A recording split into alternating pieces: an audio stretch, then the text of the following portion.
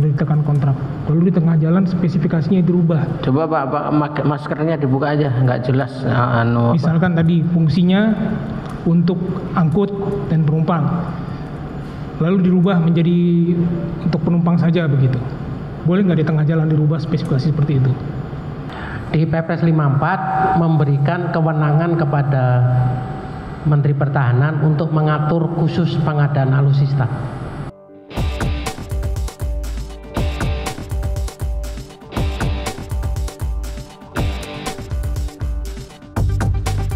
Hai guys, jangan lupa tonton sampai habis agar tidak gagal paham.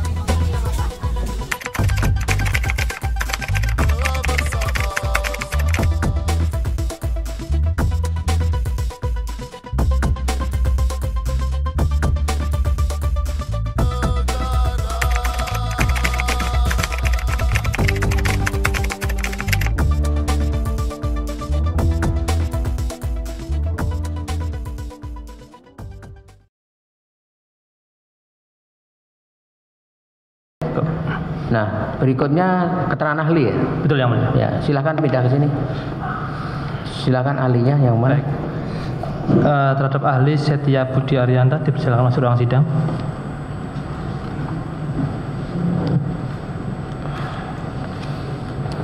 Ya.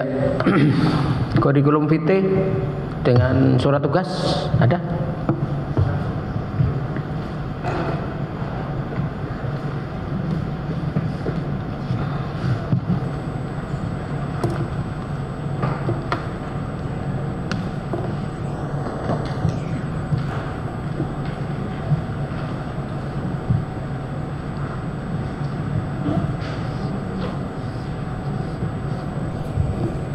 Ya, terima kasih. Ya.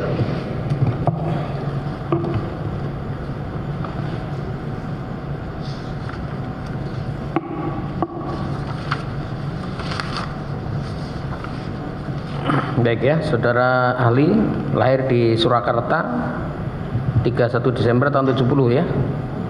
Betul ya? Iya Pak. Ya. Ahli di bidang Pengadaan barang jasa pemerintah. pengadaan barang dan jasa pemerintah ya. Iya. Ya. Ini kurikulum vitae-nya sudah lengkap. Dari penasihat hukum ada yang mau menanggapi tentang ahli ini? Tidak ada? Cukup ya. Baik, silakan saudara ahli berdiri untuk diambil sumpahnya sebelum saudara memberikan pendapat.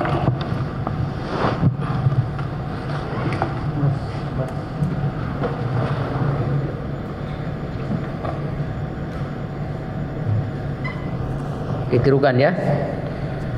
Islam ya. Ya, bismillahirrahmanirrahim.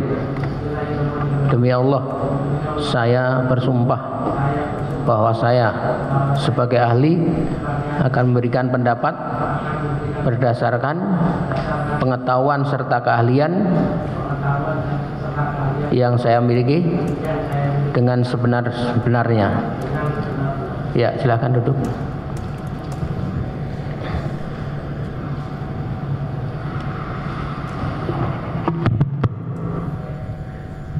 Baik saudara ahli ya, tentu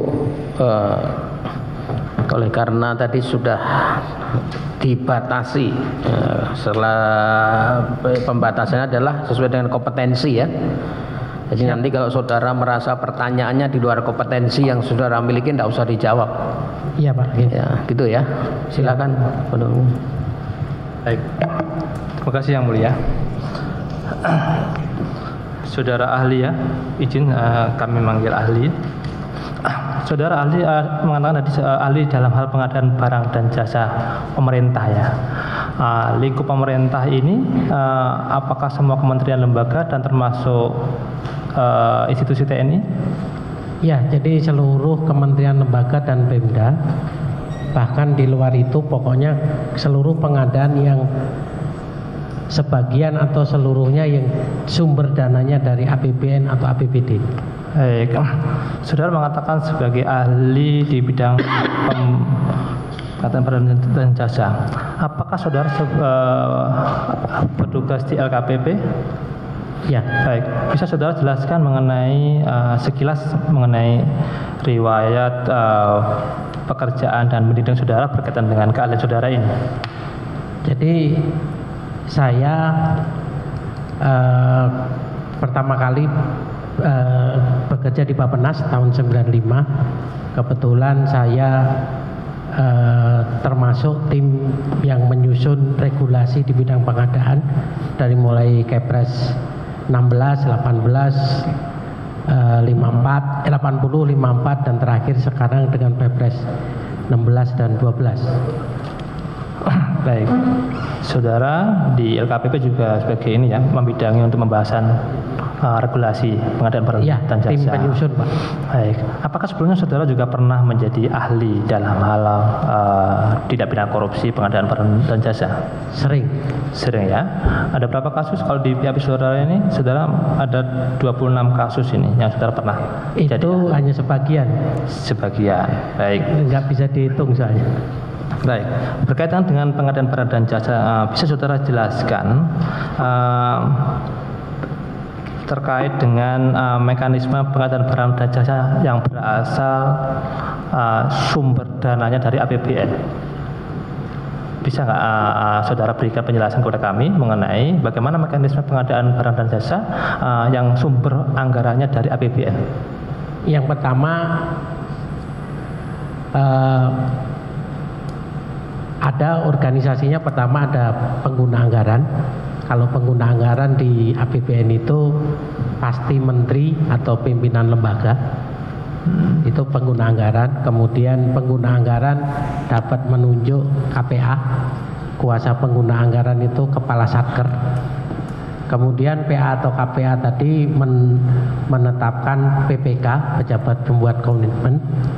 Kemudian dulu panitia lelang, sekarang pokja pengadaan. Kemudian PA KPA pertama kali menetapkan rencana umum pengadaan, RUP namanya, ditetapkan berdasarkan kebutuhan, kemudian diumumkan di SIRUP, Sistem Informasi Rencana Umum Pengadaan. Kemudian memerintahkan kepada BPK untuk melaksanakan pengadaan. BPK menyusun spek, menyusun HPS, kemudian sama draft kontrak, itu tugasnya BPK. Kemudian BPK memerintahkan kepada pokja pemilihan untuk memproses pemilihan, kalau itu metodenya pakai tender, atau kalau tunjuk langsung silahkan diproses tunjuk langsung kalau memenuhi syarat. Kalau di bawah 200 juta memerintahkan kepada pejabat pengadaan untuk memproses pengadaan langsung. Kemudian diproses pemilihan selesai, pokja pemilihan tadi mengusulkan kepada BPK untuk ditetapkan pemenang. Kalau nggak ada sanggah langsung ditetapkan, diumumkan, nggak ada sanggah tetapkan, kemudian teken kontrak, langsung pelaksanaan kontrak gitu. Baik. Yang tadi ahli jelaskan itu menggunakan peraturan yang mana? Semua pengadaan itu kalau sekarang Perpres 16 terakhir direvisi dengan Perpres 12 tahun Perpres 16 itu 2018, direvisi kemarin 2021. Ini sedang direvisi juga, mudah-mudahan keluar akhir Desember ini. Baik. Kalau terkait dengan pengadaan barang dan jasa di tahun 2016, 2017 itu menggunakan peraturan yang mana? Jadi untuk pengadaan setelah 2010 sampai 2018 tadi itu menggunakan Perpres 54 tahun 2010. Perpres 54 2010 dengan perubahan-perubahannya ya. Dan perubahannya. Berkait dengan kasus kalau dengan lingkup TNI di TNI, khususnya TNI AU, apakah juga menggunakan regulasi atau peraturan yang sama dalam proses pengadaan barang dan jasanya? Di Perpres 54 memberikan kewenangan kepada Menteri Pertahanan untuk mengatur khusus pengadaan alutsista. Mengatur sendiri dengan sebelumnya Permenhannya dikonsultasikan ke LKPP dulu. apakah ada peraturan tersendiri sepengetahuan saudara? Saudara kan di LKPP. Ya. Apakah di proses pengadaan alutsista itu peraturan apa yang digunakan? Kalau tadi turunannya PP 54 itu Permenhan menerbitkan Permenhan nomor 17 tahun 2014. Nomor 17 2014 Permenhan ya. Ini Ya. turunannya untuk Perpres 54 2010 ya. Baik. Bisa saudara jelaskan sepengetahuan ahli terkait dengan mekanisme pengadaan kalau di lingkup TNI untuk alutsista itu bagaimana?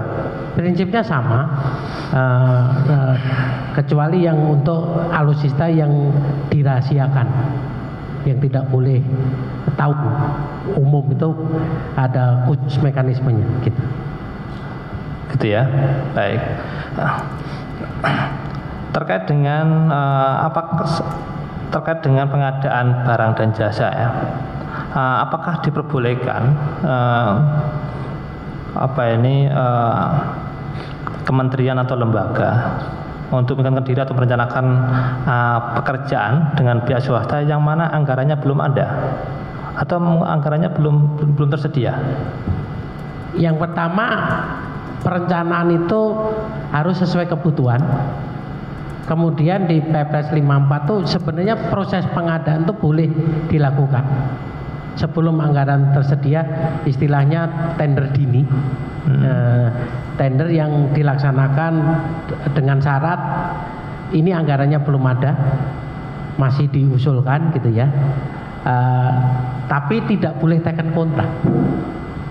Jadi batasnya sampai penetapan pemenang. Itu ya.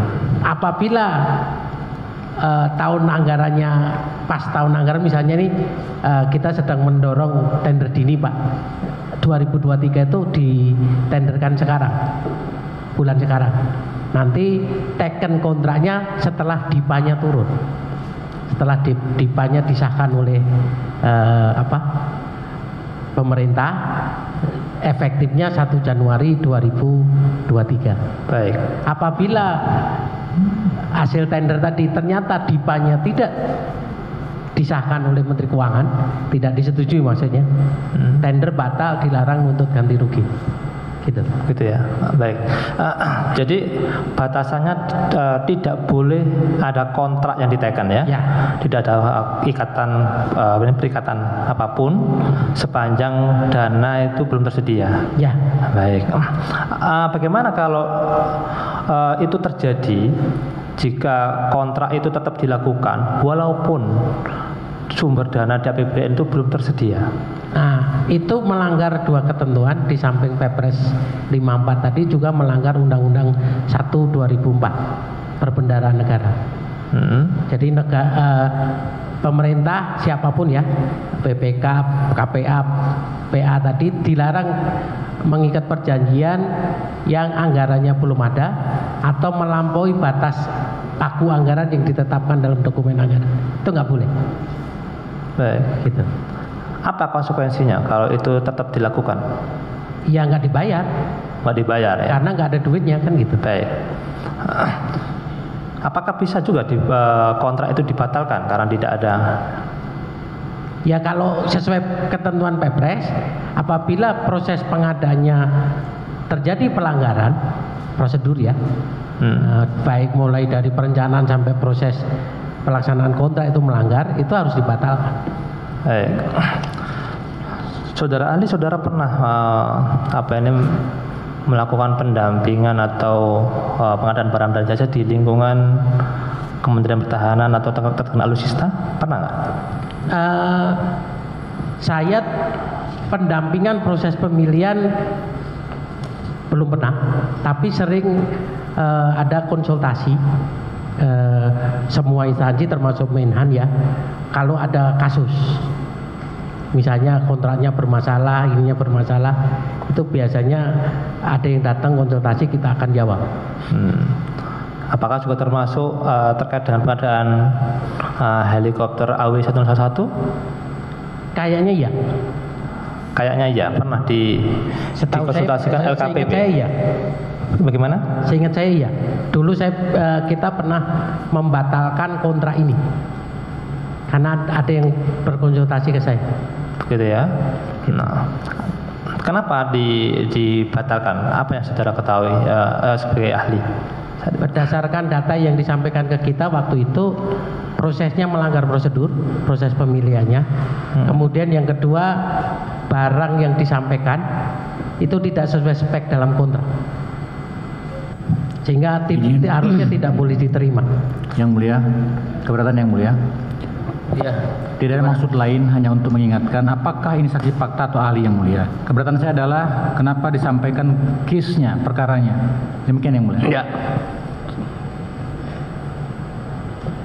Saudara ahli, ketika saudara tadi memberikan pendapat terkait dengan soal apa yang ditanyakan oleh penuntut tadi, itu peristiwa yang betul saudara faktanya saudara alami. Maksudnya fakta rian ya? Ya. Kita hanya ada pertanyaan, ada yang konsultasi Pak ke kita berdasarkan data yang disampaikan ke kita gitu ya. Kita nggak menilai detail semuanya. Berdasarkan data yang disampaikan ke kita dan pertanyaan yang disampaikan ke kita jawab. Gitu. Jadi bukan sebuah fakta real yang terjadi ya. Misalkan ada pengalaman yang pernah saudara alami itu gitu. Ya kalau yang jawab tadi saya alami, Pak Agib.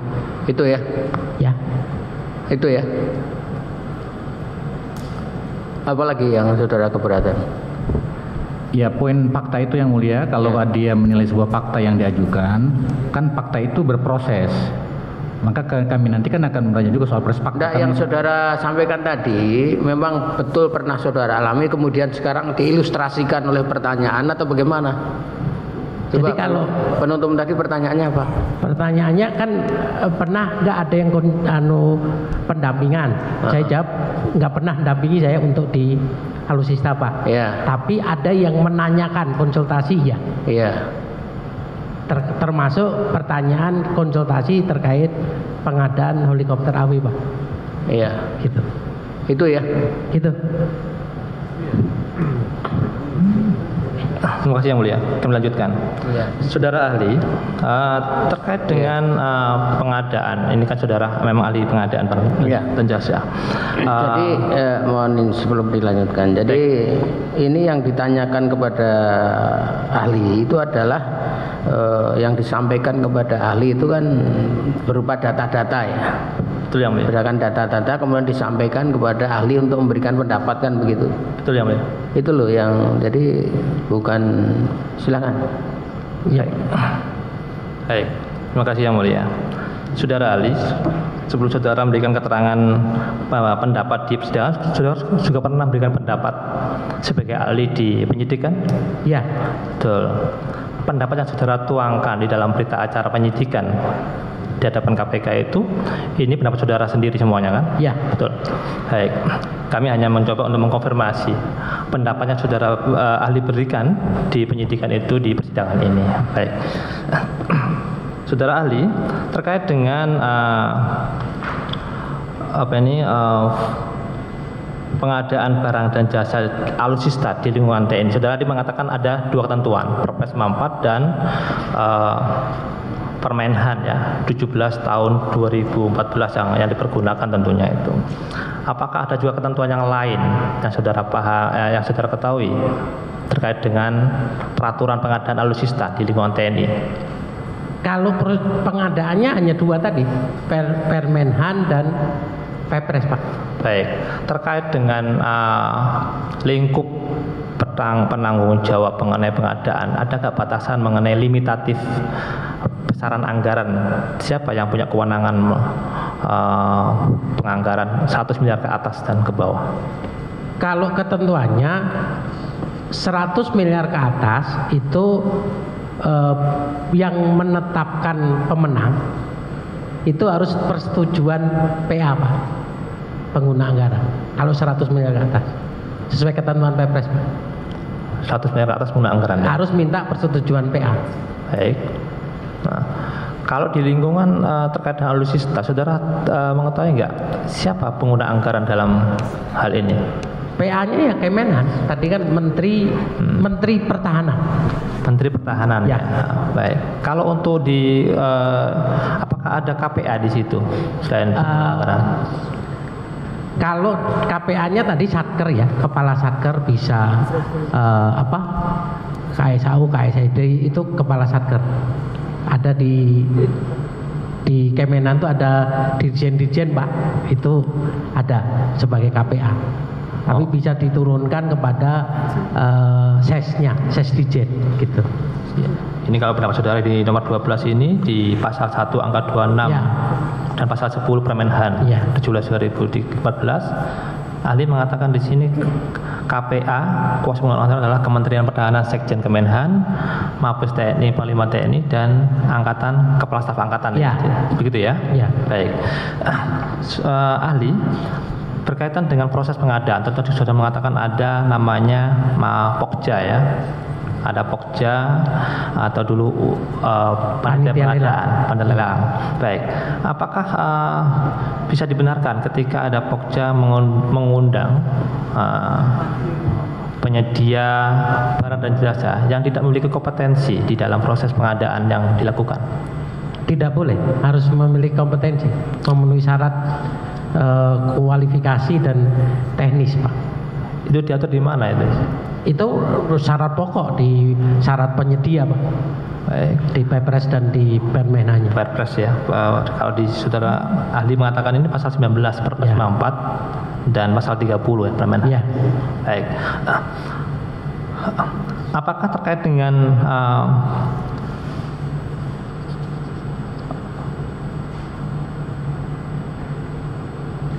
Pokja mengadakan apa ini, bisa nggak dilakukan? Bagaimana kalau Pokja ini sebelum lelang dilakukan ada pertemuan-pertemuan terlebih dahulu dengan pihak-pihak terkait, terutama penyedia barang dan jasa? Maksudnya gimana?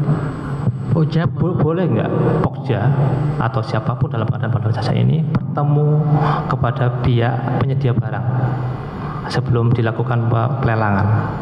Jadi sebenarnya kalau pengadaan itu bisa disurvei pasar, penyedianya ini siapa, berapa penyedianya yang ada. Misalnya kita ketemu kebutuhan nih, saya mau belanja A, di pasar siapa yang bisa memenuhi A ini?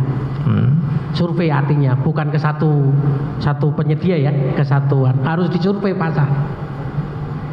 Itu kalau ternyata satu ya memang satu penyedia ya langsung aja, itu nggak perlu tender, namanya penyedia tunggal.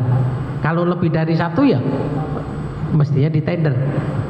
Kemudian disurvei tadi ini posisinya di mana penyedianya. Kalau penyedianya di luar negeri ya tender ICB, International Competitive Bidding, bukan NCB, National Competitive Bidding.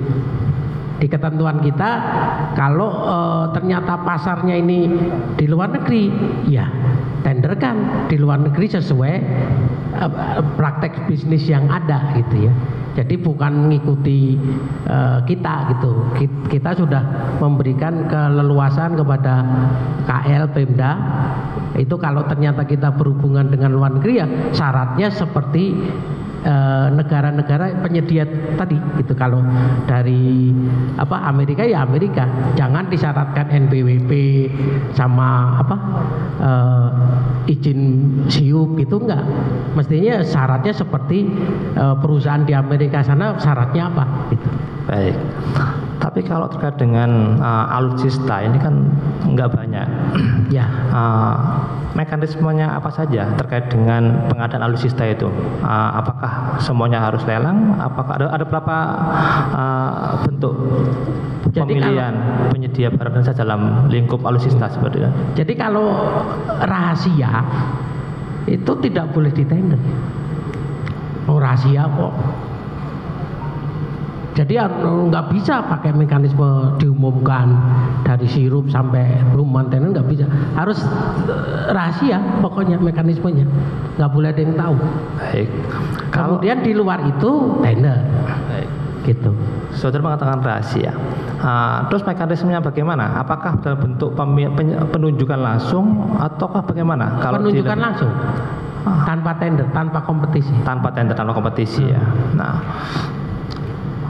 Yang sifatnya rahasia bisa ahli jelaskan bentuk yang bagaimana yang rahasia? Kalau ketentuan rahasianya harus ditetapkan Menhan. pekerjaan apa yang rahasia itu atau yang perlu dirahasiakan itu harus berdasarkan penetapan Menteri Pertahanan. Kalau di polisi berdasarkan penetapan Kapolri. Baik, di luar ketetapan dari Kementerian Kemenhan itu, maka yang sifatnya di luar rahasia bisa harus dilelang. Iya. Ada nggak sepengetahuan ahli di alutsista pengadaan barang dan jasa di Kemenhan yang tidak rahasia? Ada banyak. Ya. Contohnya apa? Ya kalau pembelian pesawat misalnya, kemudian ATK kan di Kementerian Pertahanan kan juga butuh makan minum biasa ya, bukan untuk operasi intelijen ya, makan minum rapat gitu. Kemudian yang pengadaan yang memang nggak perlu dirahasiakan gitu. Baik, gitu. Saudara ahli tadi menyebutkan pesawat salah satunya ya gitu. Jenis pesawat apa yang sifatnya tidak rahasia itu? Ya pesawat aja, pesawat. Karena kebetulan saya pembina pengadaan di TNI ya. Sekarang itu kita tidak bisa merahasiakan. Yang dirahasiakan tuh penggunaannya. Yang dirahasiakan tuh sistemnya. Ya. Kita beli dirahasiakan, tahu-tahu produsen itu sudah ngumumkan Pak. Ke Indonesia baru beli ini. Gitu. Apakah kalau jenis helikopter helikopter angkut itu apakah termasuk yang rahasia atau tidak sepengetahuan saudara ahli? Tidak. Baik. Berarti kalau jenis helikopter angkut ini kan sepengetahuan ini kan ada angkut sedang, angkut ringan, angkut berat seperti itu. Apakah ini termasuk rahasia atau tidak? Tidak. Berarti di tender atau di bagaimana kan? Ya harus tender. Gimana? Harus tender, tapi tendernya tender terbatas. Bisa ahli jelaskan terkait dengan tender yang terbatas yang bagaimana dan bagaimana mekanismenya? Jadi kan gini, kita tahu kembali lagi survei pasar tadi. Kalau ternyata kebutuhannya kita beli helikopter nih angkut, di dunia ada berapa produsen? Kan nggak banyak. Ya sudah diundang aja yang produsen tadi 3 produsen misalnya, undang aja sambil diumumkan apabila di luar 3 ini silakan daftar kalau Anda merasa mampu, diumumkan. Itu namanya tender terbatas Pak. Tender terbatas ya, tapi ngundang langsung ke produsen. 3 misalnya kita identifikasi ada 3 produsen pesawat nih di dunia, ada 3 kita sebutkan di pengumuman, saya ngundang PTA, PTP, PTC gitu ya. Di luar ini silahkan daftar kalau Anda merasa mampu, dan pengumumannya harus, karena ini internasional Pak, pengumumannya harus bahasa Inggris, jangan bahasa Indonesia gitu. Baik. Saudara tadi mengatakan itu produsen. Apakah diperbolehkan ketika penyedia barang dan jasa terkait dengan helikopter angkut itu untuk militer itu melalui perantara atau melalui pihak lain, tidak melalui produsen langsung? Maksudnya? Bisa dimungkinkan dilakukan melalui perantara. Harusnya sependek mungkin. Kalau bisa produsen ya lelang produsen. Saya kebetulan dampingi pembelian pesawat presiden Pak. Itu bisa langsung ke produsen. Kita undang Boeing sama Airbus. Dapat tuh pesawat presiden. Baik. Berarti harus langsung ya. Ya. Baik. Terkait dengan pengadaan helikopter ini kan banyak beberapa produsen pengadaan helikopter yang memproduksi helikopter ini. Boleh nggak panitia pengadaan atau Pokja atau PPK itu langsung menentukan spesifikasi jenis helikopter untuk perusahaan A tertentu, langsung menyebutkan jenis pesawat tertentu yang diproduksi oleh perusahaan A. Apakah diperbolehkan? Jadi aturannya spek itu harus sesuai kebutuhan. tidak boleh mengarah ke satu merek. Kalau ternyata kebutuhannya hanya bisa dipenuhi merek A, tidak perlu ditender, tunjuk langsung aja ke produsennya langsung. Tapi kalau ternyata kebutuhan saya bisa dipenuhi oleh 3 merek atau 2 merek, nggak boleh ngarah ke satu merek. Kompetisi itu antar merek tadi, gitu. Baik.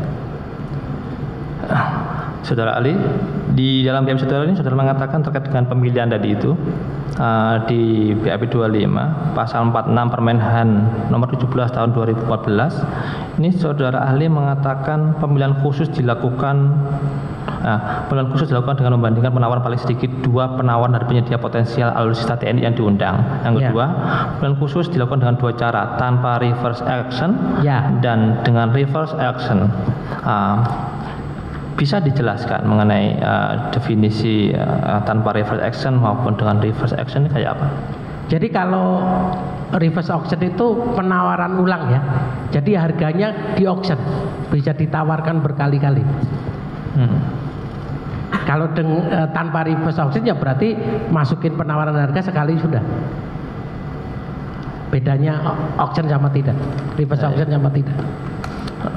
Baik.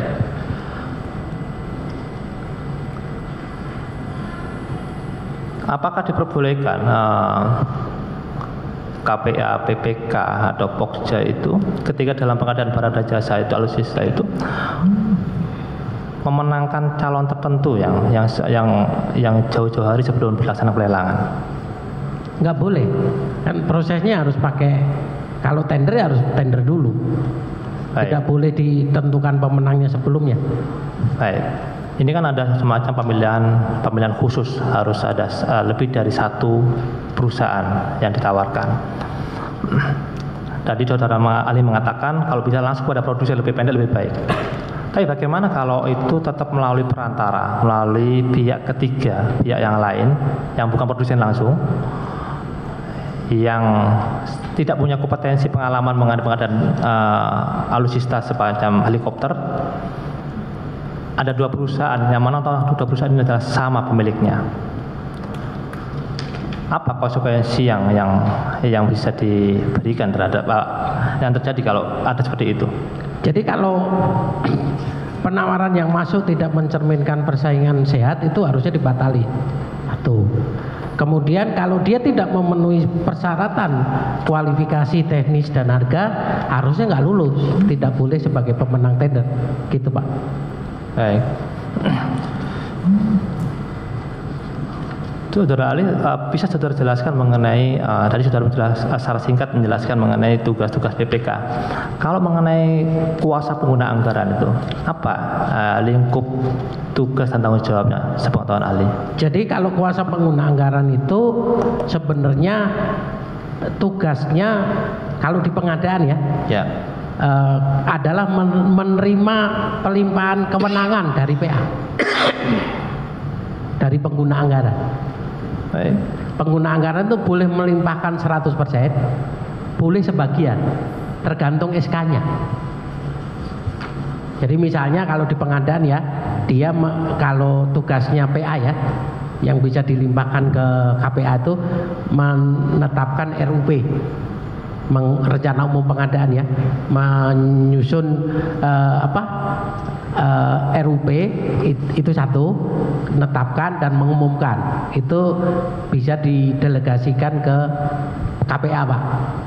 Karena kalau menteri ketika terlalu sibuk gitu ya, itu biasanya nunjuk KPA. Kemudian mengangkat PPK menetapkan UKP biji sebenarnya. Tapi kalau itu silakan PA-nya apakah hanya melimpahkan sebagian, terserah PA-nya. Gitu Pak. Kemudian menetapkan pemenang di atas 100M. Menyetujui penetapan pemenang di atas 100M. Itu kewenangan PA, kalau dilimpahkan ke KPA juga boleh. Kemudian terakhir tugasnya PA atau KPA tadi, kalau ada perbedaan pendapat antara Pokja dengan PPK terkait pemenang tadi, Itu yang memutuskan adalah PA-nya atau KPA-nya, gitu. Baik. Berarti semua pekerjaan yang dilakukan oleh Pokja, PPK, semua dipertanggungjawabkan kepada KPA. Harusnya iya. Baik.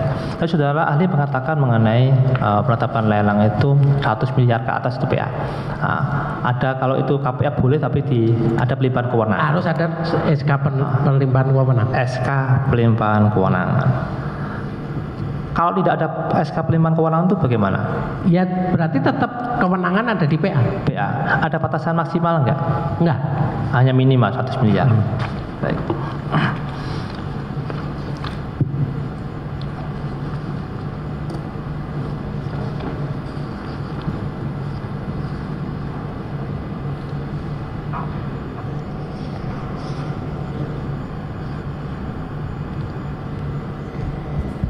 Masih? Dilanjut yang mulia.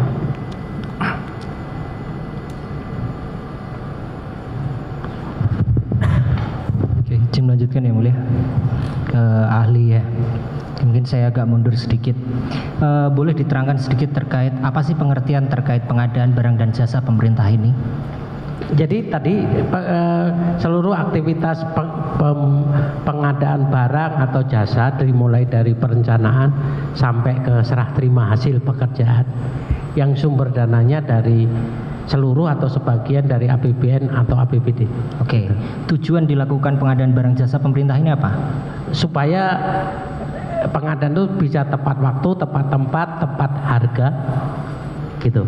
Tepat waktu, tepat tempat, tepat spek, tepat kualitas ya. Itu tujuannya. Tujuannya seperti itu. Oke. Apakah dalam pengadaan barang dan jasa pemerintah ini dikenal prinsip-prinsip atau etika dasar dalam pengadaan barang dan jasa ini? Ya, prinsipnya efisien, efektif, transparan, akuntabel, non diskriminatif. Boleh dijelaskan sedikit ahli terkait apa ini pengertian efisien, efektif? Efisien itu bukan cari yang terendah ya. Jadi dengan kualitas yang sesuai spek, harganya wajar, itu efisien gitu ya. Kemudian efektif tuh barang jasa yang diadakan harus bermanfaat, harus bisa dimanfaatkan gitu ya. Kemudian bersaing itu kompetisi, kecuali yang tadi penyedia tunggal dikompetisikan, semua dikasih kesempatan yang sama. Kemudian terbuka untuk seluruh Indonesia, jadi semua penyedia boleh ikut asal memenuhi syarat ya. Kemudian akuntabel dapat dipertanggungjawabkan gitu. Akuntabel dapat dipertanggungjawabkan. Oke, tadi terkait prinsip-prinsip ini, terkait etika dalam pengadaan barang jasa, ini sifatnya wajibkah? Wajib. Wajib. Ya. Ini akumulasi atau boleh milih? Misalnya yang ini pengadaannya saya pakai prinsip efisien efektif, tapi saya tidak akuntabel, atau misalnya nggak boleh. Semuanya itu semua harus dipenuhi. Harus dipenuhi. Konsekuensinya apa ketika tidak dipenuhi? Jadi kalau tidak dipenuhi ya berarti melanggar ketentuan kan? Oke. Melanggar ketentuan ya, kalau sesuai ketentuan Perpres dibatalkan kontraknya. Kalau sudah kontrak, kalau pas proses pemilihan batalkan proses pemilihannya. Kalau sudah dibayar ya nanti diaudit. Gitu. Seperti itu. Ya. Jika misalnya ini kan saya nangkap tadi bahwasanya terkait pengadaan ini kan ada dari proses perencanaan, kemudian ada pelaksanaan lelang hingga penetapan pemenang, kontrak dan pelaksanaan. Ya. Jika saya mundur, misalnya tadi sudah ditanyakan rekan saya bahwa kalau menunjuk merek tertentu terkait suatu pengadaan dilarang. Terkait ini penyusunan owner estimate atau harga perkiraan sendiri dari si yang akan membeli barang itu. Bagaimana proses mekanisme penyusunan HPS ini? Jadi HPS harus disusun berdasarkan keahlian, diperhitungkan berdasarkan data yang dipertanggungjawabkan. Jadi tadi kenapa harus survei pasar? Salah satunya untuk mendapatkan harga pasar. Jadi dicek ke pasar, berapa sih kebutuhan kalau saya mau beli laptop misalnya, cek di pasaran berapa laptop tipe ini, dicek berapa merek, nanti kita bandingkan, keluarlah HPS gitu. apakah prosesnya hanya melalui pemeriksaan pasar saja atau bisa menggunakan mekanisme Kalau lain? untuk pekerjaan-pekerjaan kompleks, ke pekerjaan-pekerjaan tertentu itu bisa meng-hire konsultan teknis. Oke. Jadi dari perencanaannya meng-hire konsultan, milih konsultannya harus diseleksi juga. Kemudian nanti konsultan tadi, salah satu tugas konsultan perencana adalah membantu PPK untuk menyiapkan data menyusun HPS. Gitu. Oke. Jika saya punya ilustrasi, misalnya saya sebuah kementerian A, saya ingin mengadakan barang nih, misalnya mobil seperti ini. Dalam menyusun HPS tersebut, anggota saya yang menyusun HPS ternyata memperoleh dalam menyusun HPS itu dia mendapatkan brosur dari salah satu calon penyedia barang. Dia menggunakan itu, dia tidak melakukan survei, mengkaji, membandingkan antara beberapa merek-merek tadi. Dia hanya brosur yang diterima tadi dari suatu calon penyedia barang, dia pakai, dia pindahkan untuk jadi HPS. Apakah diperkenankan seperti itu? Kalau itu menyalahi ketentuan kaidah survei. Oke. Survei itu harus lebih dari satu. Ke pasar, cek, kan data-data itu kan bisa data dari pabrikan, data dari yang ditetapkan oleh Kementerian Keuangan, data dari yang diterbitkan oleh asosiasi tertentu gitu ya. Itu bisa dipakai gitu. Tapi tidak ke satu mestinya. Kecuali memang hanya satu kebutuhannya, yang bisa memenuhi hanya satu merek gitu ya. Ya sudah, misalnya kita punya Toyota Kijang nih, rusak spare partnya kan harus Kijang. Ya sudah, langsung ke Auto 2000 aja. Tidak perlu tender. Tidak perlu tender, harus ke produsen tadi ya. Gitu. Baik. Jika dalam pelaksanaannya tadi tendernya, akhirnya dipilihlah mekanisme yang dipilih tender. Kemudian tadi mungkin sudah dijelaskan sedikit bahwasanya misalnya ada beberapa calon penyedia barangnya yang memasukkan penawaran untuk sebagai penyedia barang. Dari itu tadi kalau dijelaskan rekan saya bahwasanya ternyata calon-calon penyedia barang ini terafiliasi dalam satu pemilik, atau mereka itu sebenarnya hanya untuk memenuhi syarat tender tadi, misalnya 2 penyedia atau 3 penyedia, ternyata perusahaan-perusahaan ini memiliki afiliasi atau pemilik yang sama. Tadi disampaikan dilarang, tidak boleh. Ya. Tadi secara prinsip ini melanggar yang mana, Pak? Ya tadi mestinya kan kalau dia berafiliasi, satu afiliasi, tidak boleh ikut tender dalam satu paket. Kalau ketahuan mestinya digugurkan semua. Berarti penawaran yang masuk tidak mencerminkan persaingan sehat. Oke, gitu. Baik, kemudian tadi sudah HPS, kemudian ada proses tender. Nah, mungkin saya agak mundur sedikit. Tadi terkait rencana pengadaan, bahwa barang yang akan diadakan seperti apa, kemudian speknya seperti apa, sampai dengan nanti penyedia barangnya siapa. Itu ternyata misalnya mendapat arahan bahwa dari pimpinan, misalnya dari KPA, nanti ini yang menang harus si A, nanti speknya seperti ini. Ada arahan-arahan seperti itu, apakah diperbolehkan? Nggak boleh. Misalnya pimpinan nggak boleh mengarahkan pemenang nanti ini gitu, nggak boleh. Seperti itu tidak boleh? Nggak boleh. Harus ditolak. Pokja harus menolak karena Pokja itu independen. Pokja independen. Kemudian terkait orang-orang yang terlibat dalam pengadaan ini, misalnya sebagai PPK atau sebagai Pokja, apakah memiliki kewajiban bahwasanya dia harus memiliki sertifikasi pengadaan barang dan jasa? Iya. Wajib itu, Pak? Iya. Konsekuensinya jika tidak punya? Atau misalnya di instansi tersebut, ya karena berdasarkan pangkat saja atau berdasarkan ex officio jabatannya, walaupun dia belum punya sertifikasi tapi diangkat sebagai PPK misalnya. Ketentuannya harus minimal sertifikat dasar ya, ketentuannya. Sekarang di PP 16 itu sertifikat kompetensi, tapi baru diberlakukan di 2023, Pak. Nah ini beberapa nggak memenuhi syarat gitu ya, karena SDM-nya sekarang banyak terjadi kalau ujian sengaja nggak lulus, Pak. Jadi sengaja nggak meluluskan diri karena banyak tekanan, banyak teman-teman itu nggak mau jadi PPK. Resikonya dipanggil oleh APH katanya, sehingga sampai sekarang pemenuhan syarat ini memang kurang, Pak.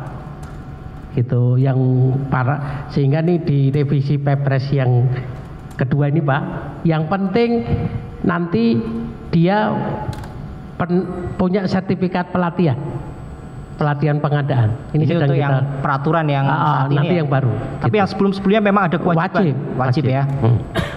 Baik, kemudian tadi terkait pelelangan, penetapan pemenang hingga akhirnya ada penyusunan draft kontrak. Draft kontrak ini siapa yang menyusun, Pak? Tadi sudah saya jelaskan, draft kontrak itu harus disusun oleh PPK. Terkait isi-isinya juga PPK. Iya. Nanti Pokja pemilihan itu mentelaah RUP, draft kontrak itu ditelaah sama sama Pokja. Dia harus memberi masukan kepada PPK. Ini kontraknya nggak benar, pasal ini nggak benar, gitu ya. Kemudian untuk pengadaan di atas 100 M, itu draft kontraknya harus minta pendapat ahli hukum kontrak. Harus itu, Pak. Harus di atas 100 M ya. Wajib minta pendapat ahli hukum kontrak. Jika tidak dilakukan konsekuensi berarti melanggar ketentuan. Lagi. Oke, kemudian terkait draft kontrak ini, misalnya kan tadi yang menyusun PPK. Apakah PPK berhak memperoleh masukan dari orang-orang di sekitarnya? Dalam artian hanya masukan nih, Pak. Jadi pertama dari Pokja tadi. Ya. Kemudian nanti kan dibuka unwasing. Ya. Unwasing itu peserta bisa ngkritisi. Ini syarat-syaratnya nggak bener nih, Pak. Ini pembayarannya misalnya biasanya kalau unwasing itu penyedia ngkritisi. Ini mestinya harus ada uang muka. Kalau nggak ada uang muka nggak ada yang nawar. Gitu. Nah, yang seperti itu dibuka pada saat unwasing. Gitu. Oke, berarti ini saya agak mundur tadi terkait unwasing kan terkait penjelasan pekerjaan ya, termasuk tadi misalnya ada pembayaran juga dijelaskan di situ terkait berapa uang mukanya, kemudian tahapan pembayaran yang selanjutnya. Jika dalam penyusunan draft kontrak ini, Pak, PPK mendapat perintah atau arahan dari orang di luar tadi nomenklatur KPA, PPK, ULP, orang-orang di luar dari pengadaan, tapi misalnya saya punya pimpinan yang pangkatnya lebih tinggi, tapi dia tidak masuk dalam susunan pengadaan itu, kemudian dia mengikuti, kamu harus begini nanti pembayarannya. Apakah boleh dilakukan seperti itu, Pak?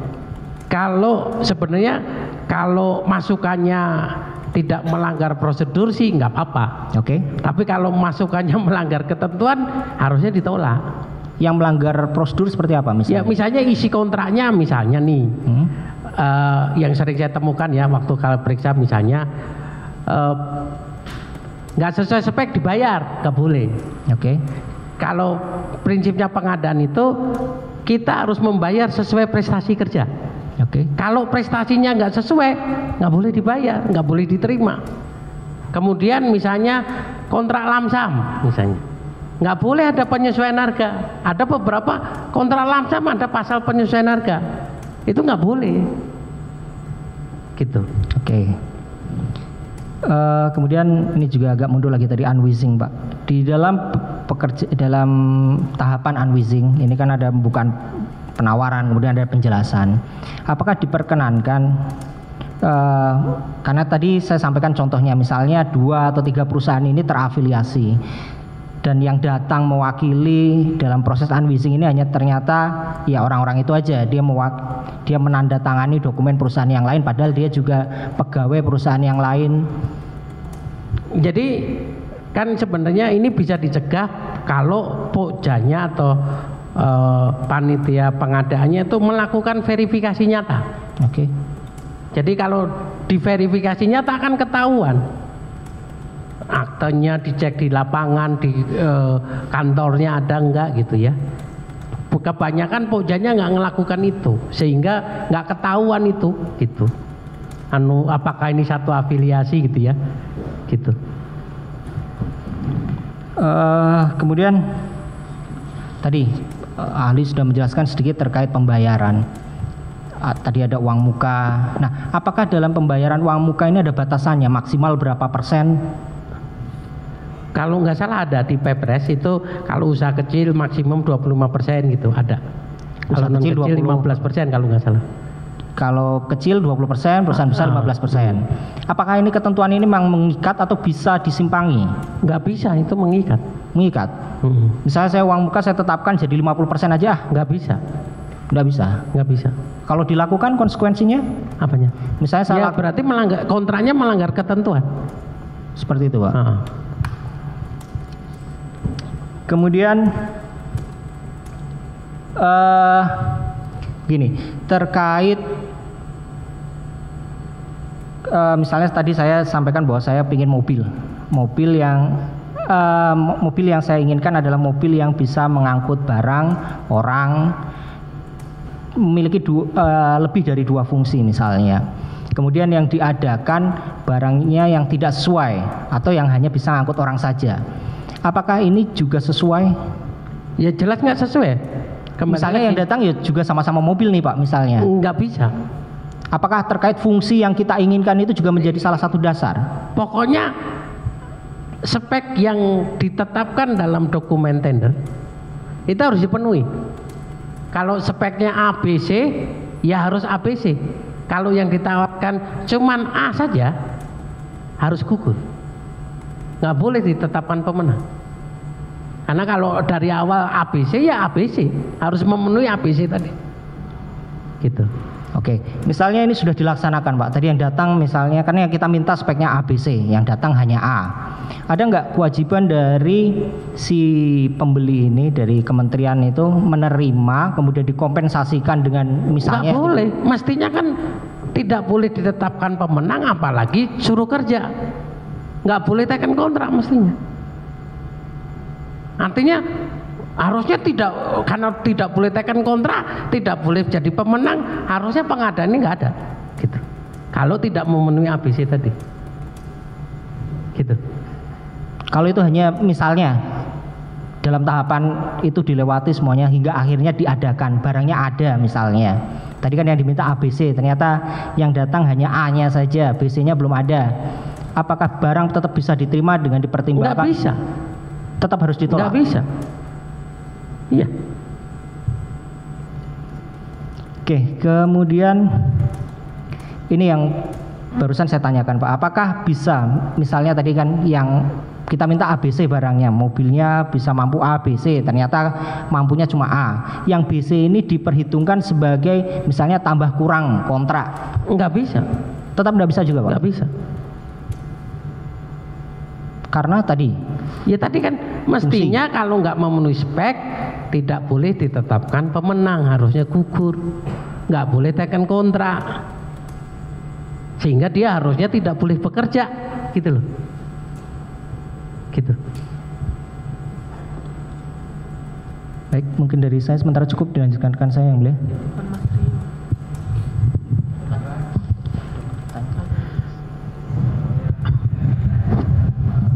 Satu yang mulia. Ya, silakan. Apakah PPK boleh mengganti dan merubah HPS, Pak? Maksudnya? Kalau misalnya dalam perencanaannya itu harganya sudah ditentukan, sudah dikontrak, sudah ditekan kontrak, lalu di tengah jalan spesifikasinya dirubah. Coba Pak, maskernya dibuka aja, nggak jelas. Misalkan tadi fungsinya untuk angkut dan penumpang, lalu dirubah menjadi untuk penumpang saja begitu. Boleh nggak di tengah jalan dirubah spesifikasi seperti itu? Ya kembali lagi, kalau dari kebutuhannya ABC nggak boleh dirubah menjadi A saja. Kalau dari awal ditentukan dari PA-nya, saya butuhnya mobil yang ABC, nggak boleh PPK ngubah jadi hanya A saja, nggak boleh. Gitu. Cukup yang mulia. Ada lagi? Ada. Silakan Yang mulia.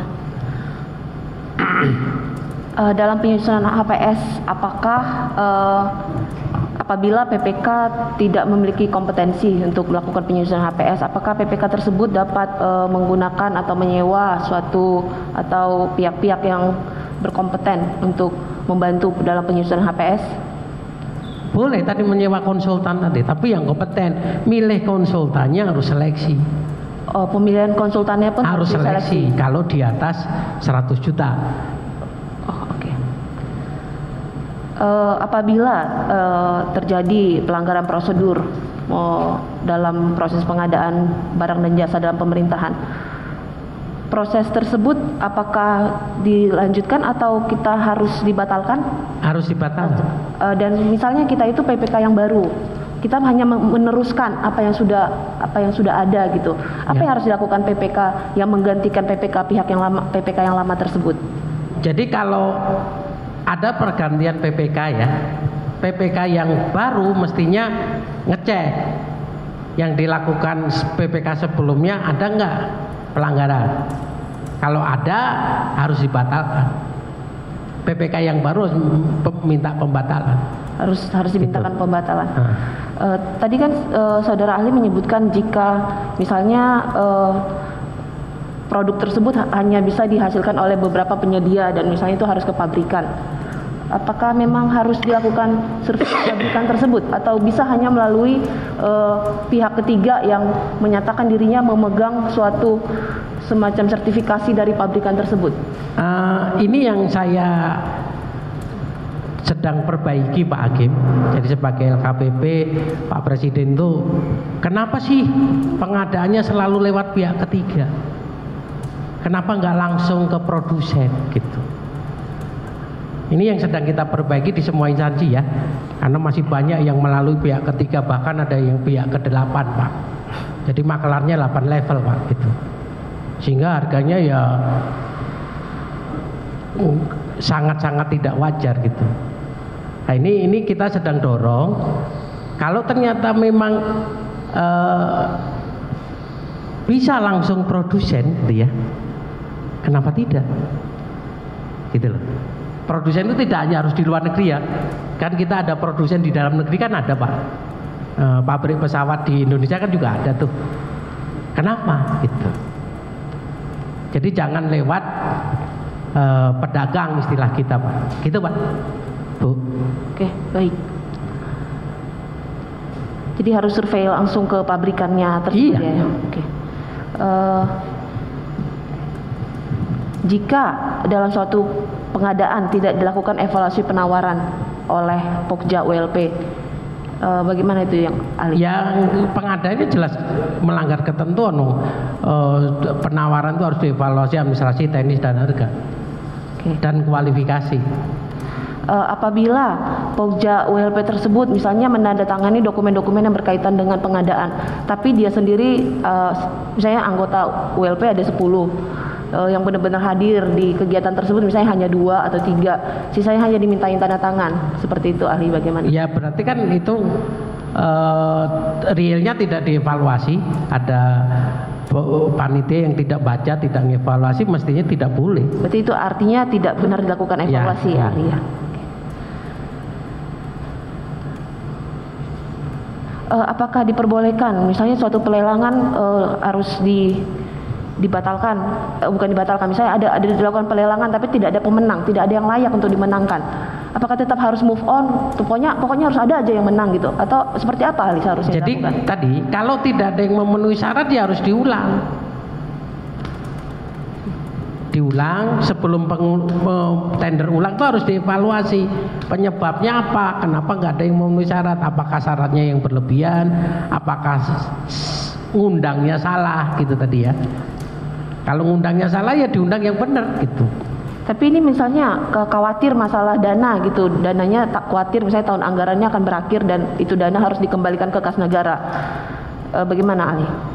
Nggak ada alasan untuk karena dananya hangus gitu ya. Kan bisa diusulkan kembali.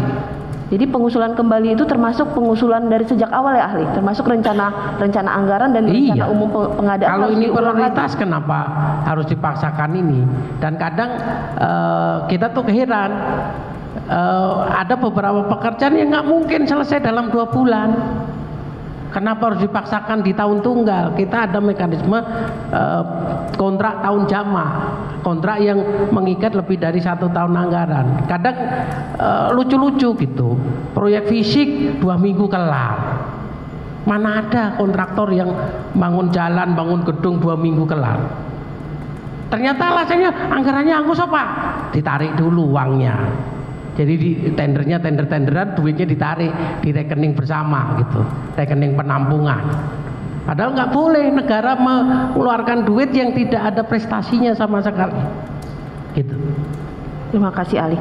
Seperti ini ahli, apakah diperbolehkan ahli membuat dokumen-dokumen pengadaan yang timeline pengadaannya itu sudah disesuaikan dengan nanti proses pembayarannya kepada pihak penyedia barang? Maksudnya gimana? Misalnya gini, misalnya pengadaan helikopter, mobil misalnya ya ahli, ingin pengadaan mobil itu misalnya harus dirakit, membutuhkan waktu 10 bulan misalnya. Belum 10 bulan tapi ada timelinenya, misalnya 30% dulu, 20% dulu ya uang muka, selanjutnya termin kedua 20, 10 seperti itu ahli. Tapi ini disesuaikan timelinenya supaya bisa melakukan pembayaran misalnya langsung 60 atau seperti. Jadi gini, penentuan pembayaran itu pertama yang kita tentukan uang muka itu ada batas maksimumnya. Kemudian termin kedua mau termin ketiga, termin keempat, termin kelima itu silakan sesuai praktek bisnis saja. Dan di luar uang muka itu sebenarnya kalau konstruksi, karena ini helikopter itu bukan beli barang jadi ya, itu perlu bangun ya, itu boleh material onset itu dibayar duluan. Material onset itu komponen-komponen misalnya mesin datang gitu ya, boleh dibayar, tapi jangan 100%, jangan helikopternya dibayar 100%. Komponen material onset tadi berapa persen itu boleh diajukan pembayaran gitu. Sisanya nanti kan kalau perlu commissioning gitu ya, cek sesuai, bisa izin terbang bisa enggak, keluar izinnya enggak gitu kan. Habis itu baru nanti ada jaminan kan, pembayaran itu kan terakhir bisa 100%, dia harus ngasih jaminan pelaksanaan, jaminan pemeliharaan 5% gitu ya, untuk menjamin apakah ini barang benar-benar sesuai spek enggak gitu ya, gitu Bu. Oke. Baik ahli, apakah diperbolehkan ahli dalam suatu dokumen perencanaan, misalnya ya, kita membutuhkan mobil pickup nih ahli, ternyata mobil pickupnya nggak jadi, kita akan kita sesuaikan dokumen perencanaan itu menjadi mobil penumpang, dengan tujuan kita nanti di akhir pengadaan ini, jika mobil penumpang itu sudah datang, kita akan ubah kembali menjadi mobil pickup gitu. Nggak bisa. Jadi anggap bisa dimodifikasi ahli. Ya nggak, kembali lagi tadi loh, perencanaannya apa dulu. Kalau mobilnya ABC, ya nggak boleh sewenang-wenang sembarangan PPK ngubah jadi A saja, nggak boleh. Gitu loh. Itu harus izin PA dulu. Dan kalau itu merubah rencana tujuan, kan kita semua kan punya ranger apa? Itu kalau ngubah itunya sasarannya harus ke DPR Pak. Nggak bisa sembarangan gitu. Oke. Gitu. Baik, ahli tadi menyebutkan bahwa dalam menyusun kontrak harus didampingi atau dibantu ahli oleh ahli kontrak. Harus minta pendapat hukum ahli hukum kontrak. Wajib ya itu. Wajib. Kalau di atas 100 M. Kalau di peraturan Menteri Pertahanan itu di pasal 24 Permenhan 17 tahun 2014 ya. Iya.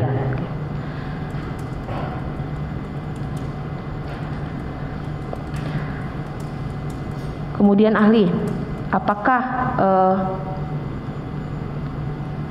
sebelum melakukan penandatanganan kontrak, tim perumus kontrak bersama-sama dengan penyedia barang harus melakukan pemaparan draft kontrak? Jadi sebenarnya ini banyak kesalahan di praktek ya. Draft kontrak itu harus minta pendapat ahli hukum kontrak dulu sebelum di launching tendernya. Pemerintah harus, PPK itu didampingi dulu, ini apakah draft kontrak ini ada kelemahannya enggak, ada kekurangannya enggak, baru di launching, kemudian ada pendapat tadi unwishing dari peserta, sehingga harusnya tidak perlu ngubah waktu taken kontrak karena sudah dibahas dulu gitu loh. Saya pernah ngalami nih debat nih, penyedianya mau ngubah pasal denda keterlambatan. Saya bilang ke perusahaan asing, nggak bisa, ini sudah dibahas kemarin, dendanya 1 per mil per hari dari nilai kontrak, dia maunya 0,5, nggak bisa. pas mau taken kontrak penyedianya nggak mau, yang pemenang tadi, ya gua blacklist lo kalau nggak mau. Ngomel-ngomel si bulenya Pak, nggak bisa, ini sudah dibahas. Kenapa waktu unwasing kemarin nggak nanya kamu, gitu. Ini ya ahli ya berarti ya. Itu termasuk dalam tahap persiapan ya berarti ya? Ya, sebelum tender dimulai kan PPK membuat draft kontrak. Draft kontrak harus minta pendapat ahli hukum kontrak kalau di atas 100 M gitu ya. Oke. Kemudian baru unwasing, diumumkan unwasing gitu. Termasuk tidak boleh mengubah mengenai skema termin pembayaran. Kalau dirubah itu nanti menguntungkan pemenang, Bu. Jadi kalau termin pembayarannya dirubah, kalau pasal-pasal substansi dirubah, yang itu sebenarnya mempengaruhi orang nawar. Peserta yang lain protes. Oh, kalau skema pembayarannya begini, saya nawarnya beda gitu loh. Berarti itu melanggar. Berarti itu diskriminatif. Oh, oke. Melanggar gitu. Prinsip dasar pengadaan. Jadi memperlakukan berbeda. Harusnya disepakati di awal dulu gitu. Makanya kita mengingatkan, nggak boleh kamu ubah-ubah, gitu. Ini sama dengan keterangan ahli di BAP nomor 55, izin nanti diambil alih ya ahli. Kemudian ahli, apabila dalam pengadaan itu kita membutuhkan suatu produk, barang tersebut adalah barang yang baru, ternyata barang tersebut tidak baru, bagaimana ahli? Ya kembali lagi, kalau kita speknya baru dikasih rekondisi misalnya ya harus ditolak. Harus ditolak. Wong saya mintanya barang baru kok. Kemudian ahli terkait hal tersebut, terkait penolakan tersebut, bagaimana dengan kerugian negara yang harus diperhitungkan ahli? Ya kalau itu bukan kewenangan saya. Yang menjawab adalah nanti teman-teman BPK atau BPKB. Masalah kerugian negara. Intinya apabila barang tersebut tidak sesuai spesifikasi, tidak sesuai dengan volume, tidak boleh diterima, harus ditolak. Dan nggak boleh dibayar. Dianggap tidak pernah kita mengadakan perjanjian dengan yang bersangkutan. Sementara cukup dari JPU yang mulia. Cukup ya. Masih ada? Cukup. Ya. Ya, izin yang mulia. Saudara ahli ya. Tadi sempat ditanya oleh rekan kami terkait dengan pergantian PPK.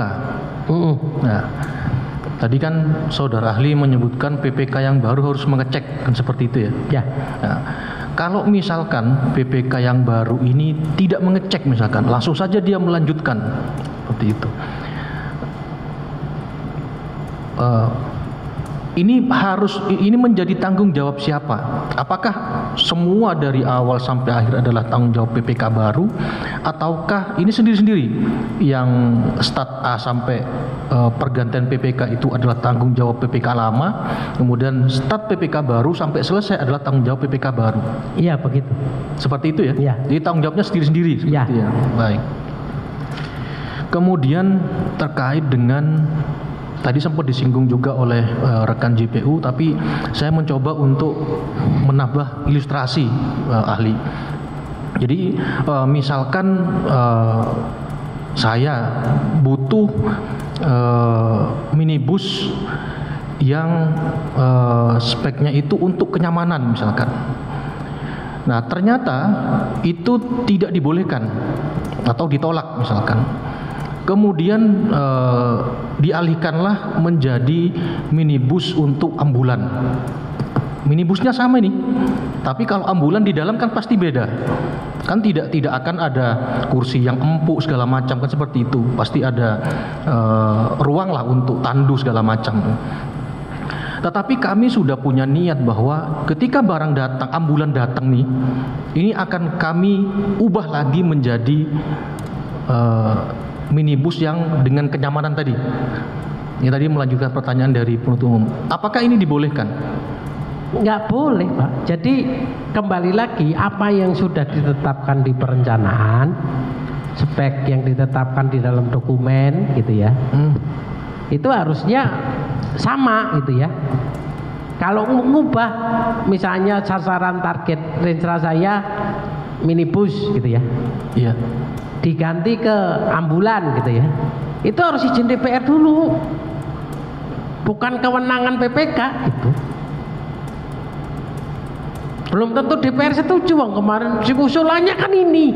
Kenapa kamu rubah ini? Ya. Jadi PA-nya minta persetujuan ke DPR gitu.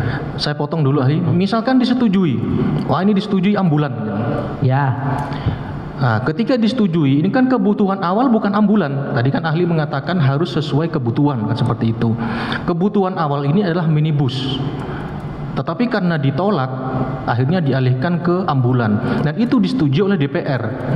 Nah, tetapi user ini tetap menginginkan minibus sebenarnya. Makanya dia punya niat ketika ambulan datang dan sudah diperiksa oleh auditor segala macam, dalam perjalanannya ini ambulan ini akan diubah kembali menjadi minibus gitu, seperti itu. Loh, kan itunya beda, Pak. Tidak boleh ya, intinya tidak boleh. Kan berbeda. Iya.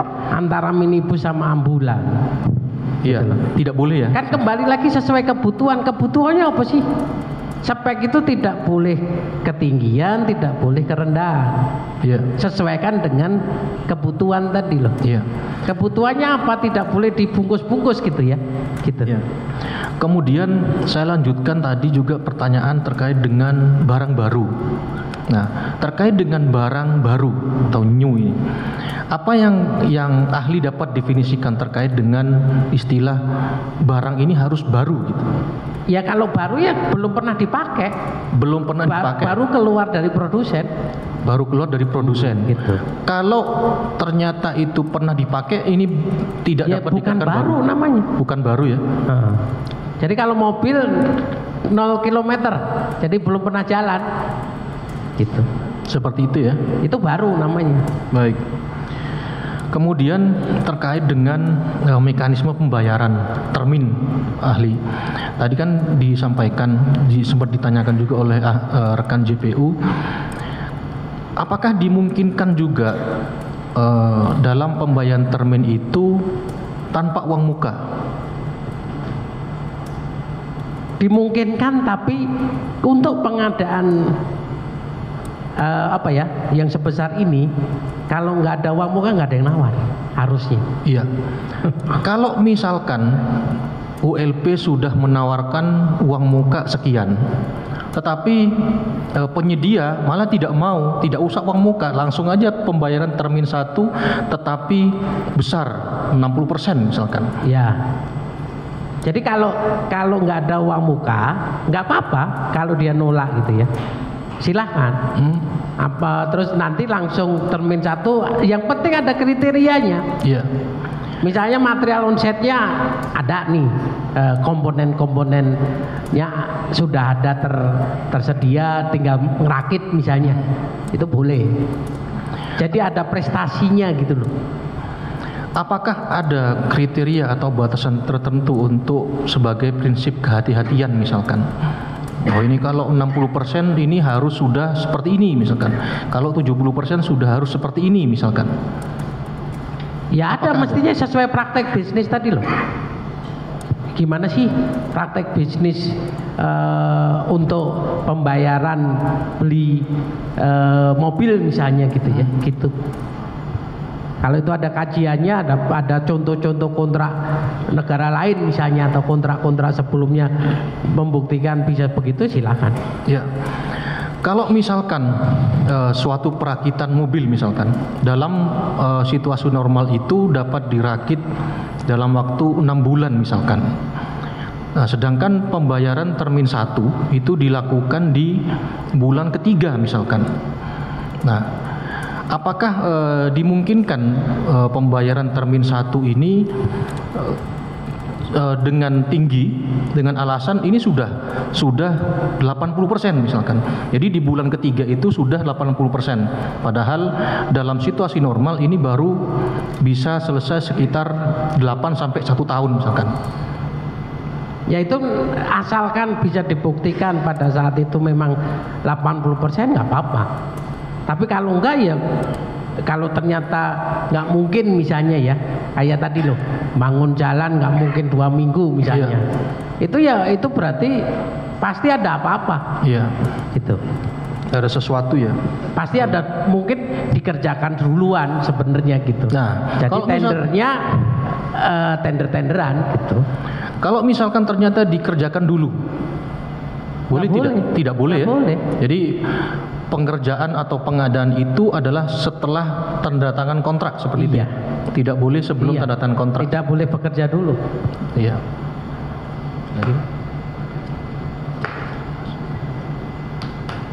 Dari Baik, dari silakan. kami sementara cukup yang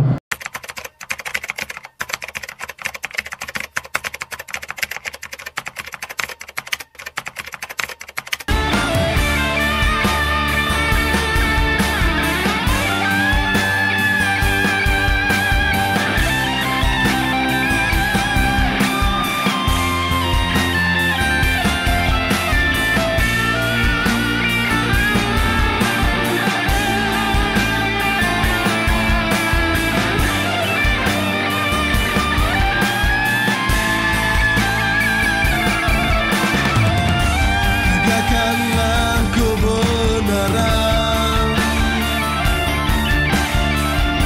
wujudkanlah keadilan, timbangkanlah kezaliman, ciptakanlah